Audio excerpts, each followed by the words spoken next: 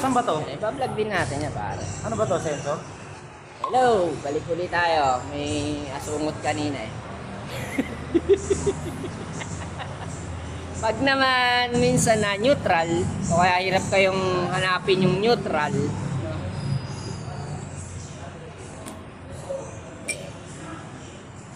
may mga ginagawa kami dyan. O kaya minsan ayaw umilaw ng neutral. Yun, hindi nyo kasi mapapatakbo yung unit nyo pag hindi umiilaw yung neutral, di ba? Hirap patakbuhin, hindi yatakbuhin. Kadalasan ito ang sira.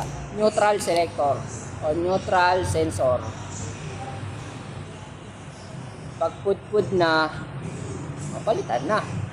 Tanga yan. Kano lang po? 75 pesos lang yata ito, 150. Ayan. Napindot. Tulad niyan. Nagaya, wala na oh. Wala na. Yan o. Wala na.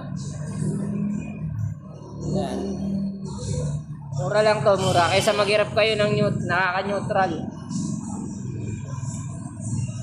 Hindi mo mahanap yung neutral. Bila ako nga pala itong makinang to. Gawa kasi ng clutch lining. Nagre-reklamo. Nagawa niya na sa iba.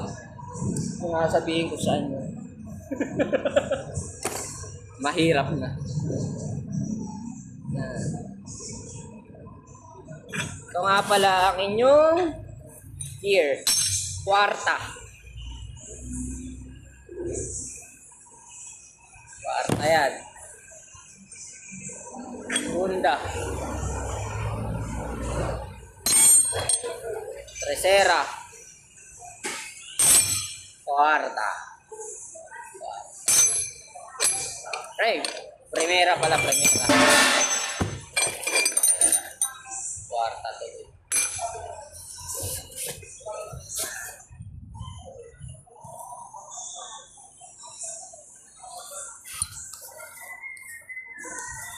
Wala tayo magawa, kaya mag-vlogs na lang tayo mga kaibigan.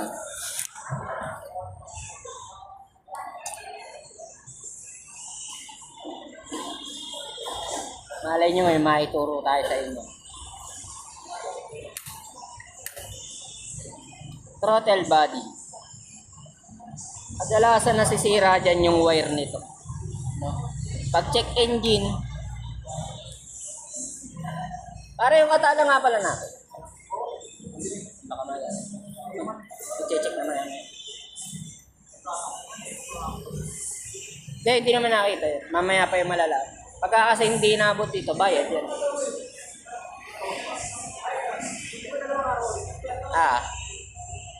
Baka bukas pa yan. Bukas pa kami mag-check. Yung wire. Yung kulay green, kadalasan. Check engine, namamatay yung makina. Walang minor. Kadalasan dito. Sakit to sa ulo ng mga badya user. Lalo Maxima. Maxima madalas. Tapos ito, babataas ang minor, ito rin. Putok. Pagkasingaw na yan, abisipre. Yan ang minor, yan. Nababa.